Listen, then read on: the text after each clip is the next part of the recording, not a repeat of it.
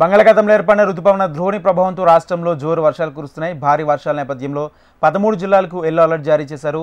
మరో 4 రోజుల పాటు రాష్ట్ర వ్యాప్తంగా తేలికపాటి నుంచి మోస్తారు వర్షాలు కురుస్తున్నాయంటున్న వాతావరణ శాఖ సీనియర్ అధికారి శ్రీనివాస్తో మా ప్రతినిధి రజిత ఫేస్ టు ఫేస్. గత 2 రోజులుగా రాష్ట్రంలో జోరు వర్షాలు కురుస్తూ ఉన్నాయి. ఇది రైతులకు శుభవార్త అనే చెప్పొచ్చు. పంట నారు వేయడానికి సిద్ధంగా ఉన్నటువంటి రైతులకు ఒక గొప్ప గుడ్ న్యూసే అనే చెప్పుకోవచ్చు. అయితే ఈ వర్షాలు ఎన్ని రోజుల పాటు కురవనున్నాయి, వర్షాల నేపథ్యంలో ఏమైనా జిల్లాల్లో అలర్ట్స్ కొనసాగుతున్నాయా తదితర విషయాలను మనతో పాటు వాతావరణ శాఖ సీనియర్ అధికారి శ్రీనివాస్ గారు ఉన్నారు. వారి చేత మాట్లాడి తెలుసుకునే ప్రయత్నం చేద్దాం. సార్ చెప్పండి, ఈ వర్షాలకు రీజన్ ఏంటి, ఎన్ని రోజుల పాటు ఇదే వాతావరణ పరిస్థితి రాష్ట్రంలో కొనసాగుతుంది?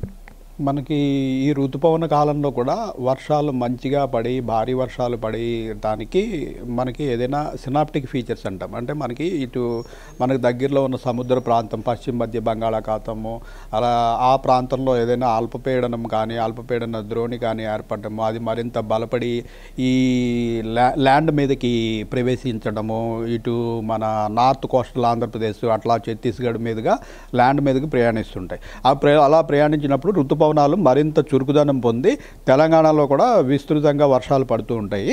అయితే ప్రస్తుతం అటువంటి సినాప్టిక్ ఫీచర్స్ ఏమీ గత 2-3 వారాలు బట్టి ఏర్పడినందున బంగాళాఖాత ప్రాంతంలో ఒక అల్పపీడనం ఏర్పడినప్పటికీ అది వాయువ్య బంగాళాఖాతంలో మనకి దూరంగా ఇటు వెస్ట్ బెంగాల్ తీరానికి కలకత్తా ప్రాంతానికి దగ్గరలో ఏర్పడటం వల్ల మనకి పెద్దగా వర్షాలు అయితే పడలేదు, చెదురుమదురు వర్షాలే పడుతున్నాయి. ఈరోజు కూడా ఇంచుమించుగా ద్రోణి పొజిషన్ అదేలాగా ఉండటం వల్ల ఈరోజు కూడా మనం ఉత్తర తెలంగాణ అలాగే ఈశాన్య తెలంగాణలోని 13 జిల్లాలకి హెవీ రెయిన్ఫాల్ అంటే 7 సెంటీమీటర్ల పైబడి రెయిన్ పడే అవకాశం ఉందని ఎల్లో అలర్ట్ జారీ చేయడం జరిగింది.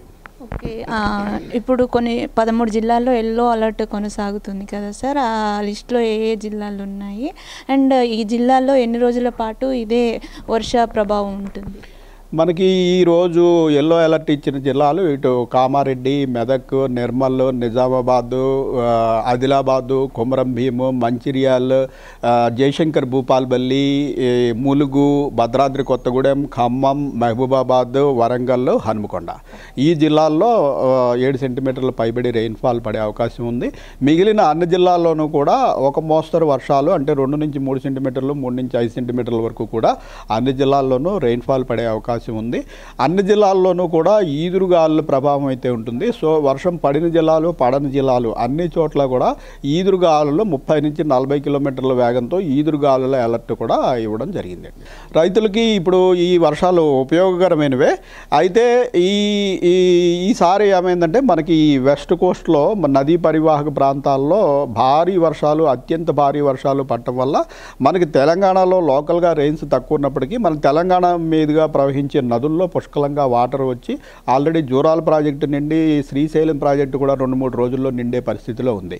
సో ఈ కాలువల ద్వారా సేద్యం చేసుకునే వారికి పెద్దగా ఇబ్బంది లేదు, కానీ పూర్తిగా వర్షాధారంగా చేసుకునే వారికి కొంతమంది జూన్ నెలలో మొదటి వర్షాలకు విత్తనాలు పెట్టి నష్టపోయిన వాళ్ళు తర్వాత వర్షాల కోసం విత్తనాలు పెట్టడానికి ఎదురు చూసే వాళ్ళు ఉన్నారు.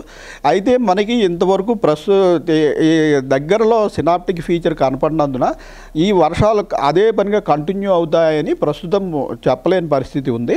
ఈ మనకి పశ్చిమ మధ్య బంగాళాఖాతంలో ఏదైనా అల్పపీడనం ఏర్పడడం కానీ లేదా ఇప్పుడున్న మాన్సూన్ ఈ ఋతుపవన ద్రోణి అనేది మరికంత కిందకి దిగడం కానీ జరిగితే వర్షాలు బాగా ఊపందుకుంటాయి.